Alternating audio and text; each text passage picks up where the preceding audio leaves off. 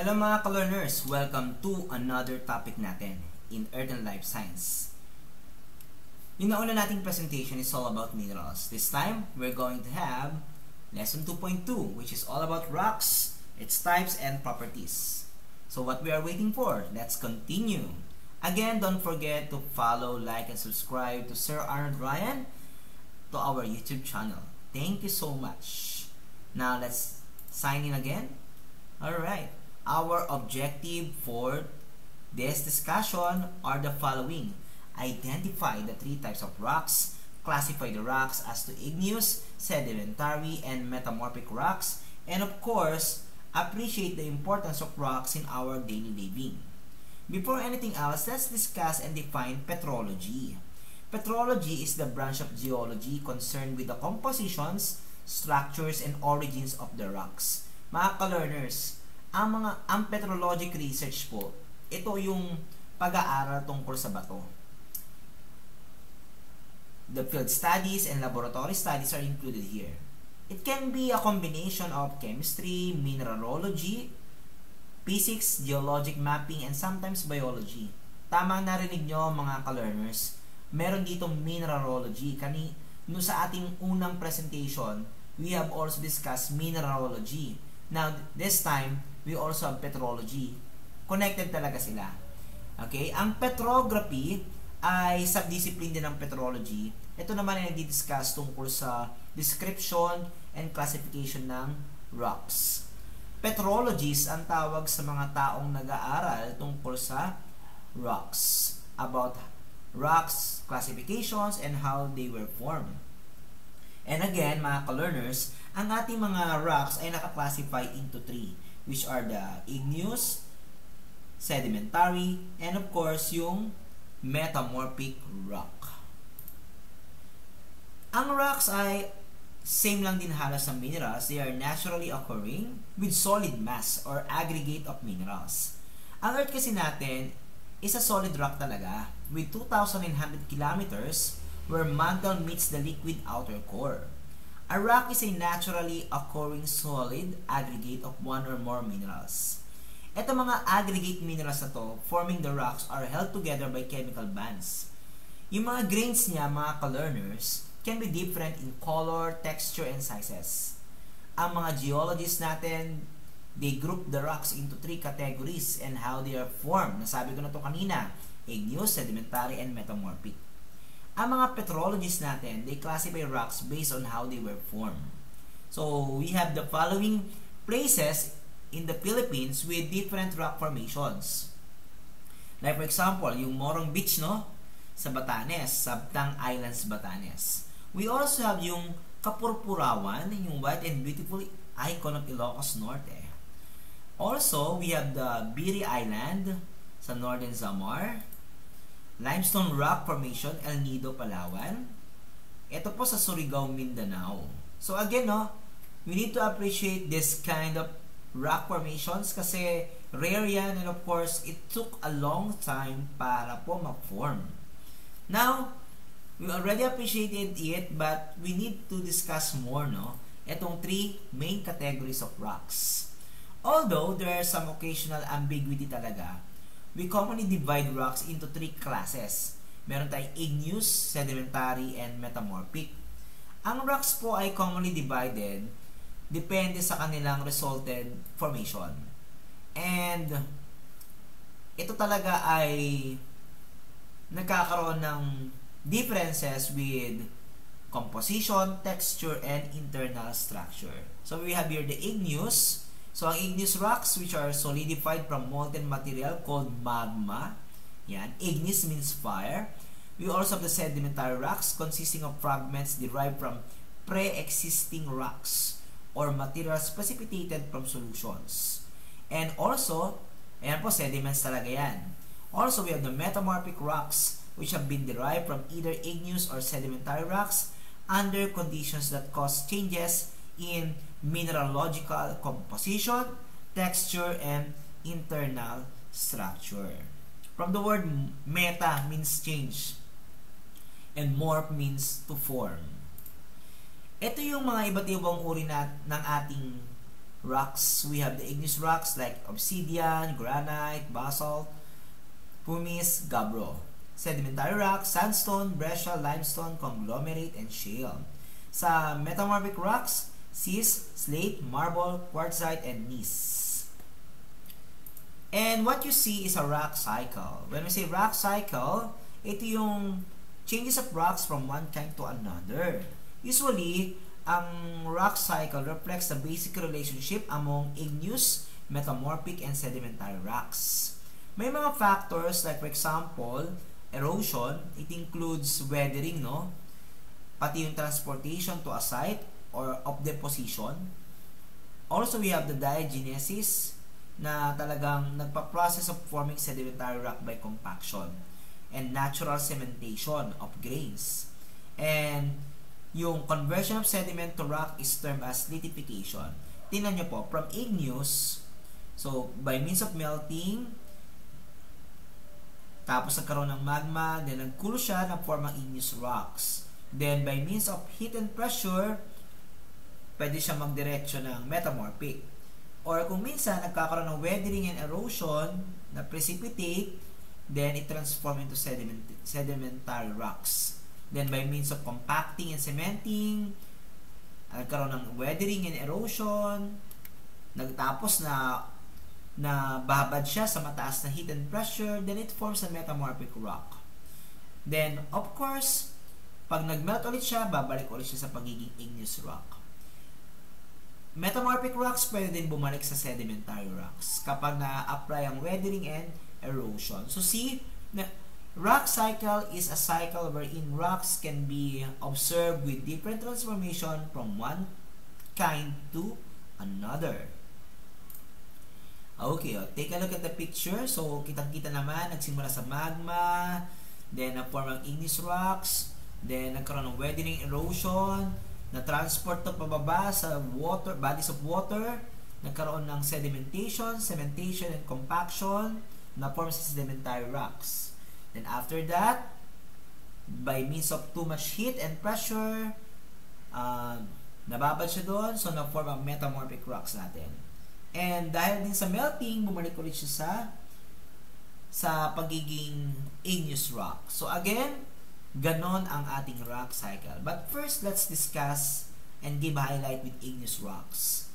Igneous form from hardening and crystallization of magma or molten material that originates deep within the earth.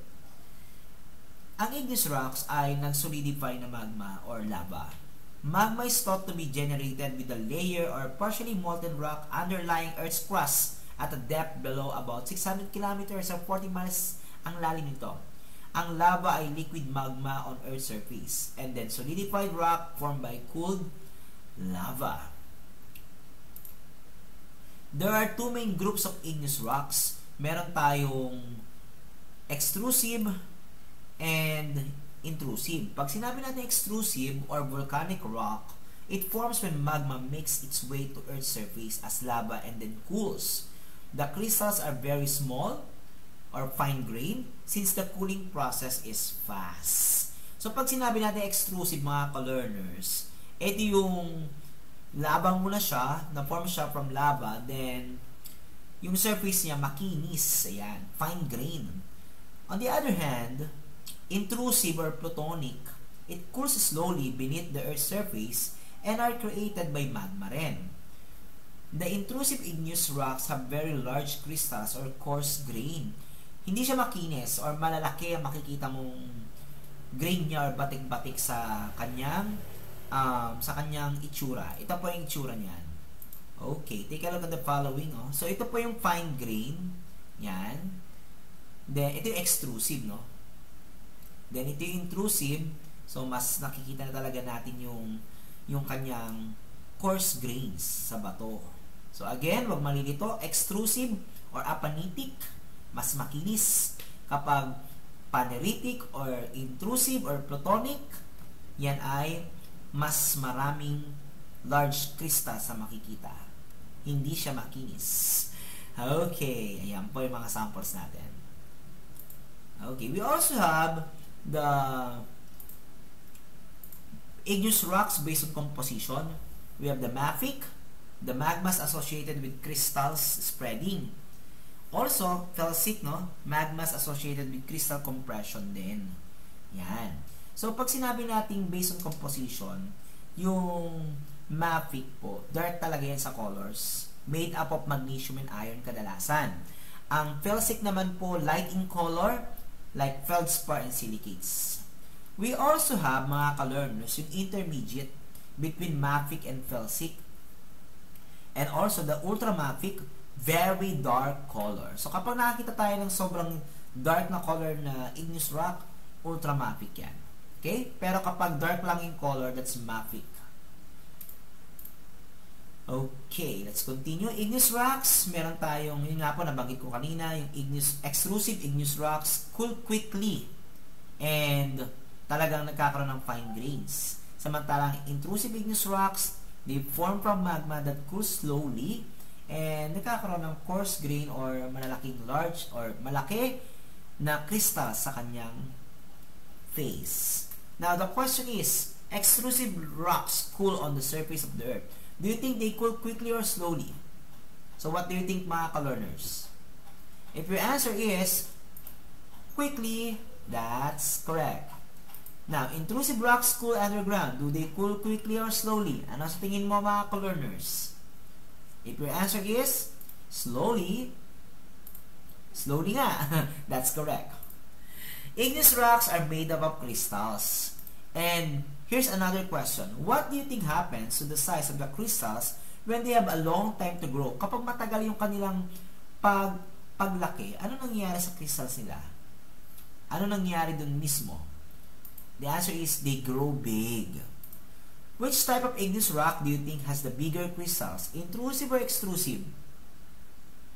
Ano sa tingin mo, mga ka-learner? Kung ang sagot mo ay intrusive, that's correct. It takes longer to cool. Alright? So, ito, isang example yan ng lava flow on the surface. Yan ay extrusive rocks, no? They are forming agad. Yan, makinis. Ito, isang example, granite. Intrusive yan. Big crystal sa makikita mo because it's cooled. We also have, yan, slowly yan, yung basalt. Yung basalt na yan, extrusive igneous rock yan. Kitang-kita naman, no? Very small crystals because it cooled quickly. Yan. Obsidian, still an extrusive igneous rock. This rock cooled really fast. Sa igneous rocks, we have also the based on texture. So, meron tayong apanistic or fine-grained, paneritic, coarse-grained, porphyritic, large crystals with small crystals, magkasama, combination. We have also the glassy, non-ordered solid from rapid quenching yan. Then we also have the pyroclastic composite of ejected fragments. Now, mga ka-learners, we're done with igneous. Let's discuss sedimentary rocks. Sedimentary rocks provide information about surface conditions that existed in the Earth's past. Like for example, yung mga sands, shells, pebbles, and other fragments of materials called sediments po yun. They are accumulated sa layers and over long period of time nag-harden siya and turn into rocks. Ang mga compaction due to increase of pressure of layered sediments, it bind together to form the sedimentary rocks. Ang sedimentary rocks natin are one of the three main types lamang ng rocks natin. They are formed on or near the Earth's surface from the compression of ocean sediments or other processes. Ito yung sinasabi natin mga processes. Yung lithification of sediment into sedimentary rocks takes place after the sediment has been deposited and buried. Yung mga proseso po, mga ka-learners, by which the sediment becomes lithified into a hard sedimentary rock ay tinatawag nating diagenesis. And it includes all physical, chemical, and biological processes that act on the sediment. On the other hand, yung deposition, ito yung laying down ng sediment carried by wind, flowing water, the sea, or ice. Usually, natatransport sila as pebbles, sand, or mud. Tapos, nadidissolve na lang sila sa water. Then later, nagkakaroon ng deposition ng organic activity or by evaporation. Then another po is yung sedimentation. Ito yung pieces of rock, naglulus sila by means of weathering. By the way, ang weathering po yung natural event na kung saan may mga factors para masira yung mga bato. Then it falls down na lang sa ocean. So sedimentation naman yung process na yan. It becomes compacted and cemented, forming sedimentary rocks. Ang mga clastic sedimentary rocks may have particles ranging in size from microscopic clay to huge boulders. So we have the following. So tingnan nyo naman po, no? From land, kitang-kita naman, na-erode or dumudulas yung sediments papunta dun sa water. Then, nagsisediment siya ng dahan-dahan. After nun, number 2 natin, tingnan nyo naman sa figure natin, pag merong mahabang time, yung layers na yon nagpapile sila or lumilinya, tapos nagko-compress sila pababa. So, compaction yan. Ang susunod na proseso, nagkakaroon ng layers or strata formation. Then, nagkakaroon pa naman ng panibagong forces na talagang nagkikreate ng panibagong layer. Then after that, yung salt crystals, they joined doon sa cementation. Dahil doon, nagkakaroon ng rock mass form is sedimentary. Yan. So, sedimentary rocks natin, we have 3 types, no? So, we have the clastic, chemical, organic. When we say clastic, examples niyan yung conglomerate natin, composed of pieces pebble size of larger, sandstone, composed of sand-sized pieces, shale, composed of pieces smaller than fine sand. Pag sinabi naman natin chemical, example natin dyan ay mga limestone, a whitish or grayish rock made of the mineral calcite. Pwede rin ang rock salt dyan, iron ore, chert, flint, some dolomites, and more. We will also have the organic, yung coal, lignite, oil shale, or black shale. Yung chalk, pwede natin consider as organic, limestone with fossils, and coquina. Yan. So, pag sinabi kasi natin clastic, mga ka-learners, they are formed from mechanical weathering debris. Ito yung they form from accumulation ng class, mga little pieces ng broken rocks and shells. Tapos yun, nagsama-sama lang sila. Then, yung conglomerate, breccia, sandstone, shale, those are all examples of clastic. Pero pag sinabi natin chemical, napo-form sila kapag na-dissolve yung materials precipitating from solution. So, examples natin yung halite, yan, from body of seawater becomes closed off and evaporates yan.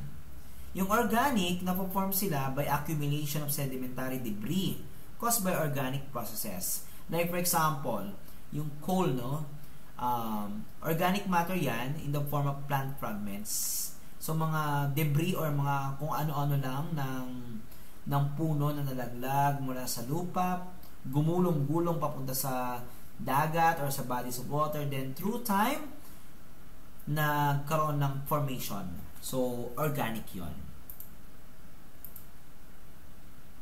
The metamorphic rocks naman tayo. Sa pangatlong uri naman tayo. It forms from pre-existing rocks. Pwede rin nanggaling siya sa metamorphic, pwede rin nanggaling sa igneous or sedimentary. Ang mga examples natin dyan, mga ka-learners, ay ang quartzite, marble, slate, peelite. Through means of metamorphism, nagkakaroon ng transformation of one rock type into another. Ang mga metamorphic rocks natin, they form from other rocks that are changed by heat and pressure underground. So, init at too much pressure sa ilalim ng lupa. Ang metamorphic rocks ay transformation of the rock's mineralogy and physical characteristics. Ito ay result talaga ng transformation sa isang existing na bato na. Then, nag-change lang siya sa kanyang formation. Yung protolith is subjected to heat and pressure causing profound physical or chemical change. Yung protolith po natin, maybe sedimentary rock, igneous rocks, or another older metamorphic rock. Ang mga metamorphic rocks natin make up large part of the Earth's crust and are classified by texture and by chemical and mineral assemblage. They may be formed simply by being deep beneath the Earth's surface, subjected to high temperatures and the great pressure of the rocks layers above it. So, itong transformation na to, meron tayong dalawang uri. Yung regional metamorphism and contact metamorphism. Dito, yung contact metamorphism, it evolves when rock near igneous intrusive gets heated. Then it produces non-foliated metamorphic rocks. Yung regional metamorphism or by means of pressure, they are affected by a large area due to mountain formation. Then, na-foliate sila, which are produced in strong pressure effects. So, again, linawin lang natin mga ka-learners. So, ang contact metamorphism, nagkakaroon ng changes mainly by heat due to contact with magma talaga yan. So, again, by means of heat. Ang regional metamorphism naman, nagkakaroon lang ng changes in pressure and temperature over a large region of the crust. Meron din tayong mga metamorphic rocks na non-foliated and foliated. When we say foliated, form around the igneous intrusive, their atoms recognized while becoming more compact and dense, show color bands that reflect very small impurities.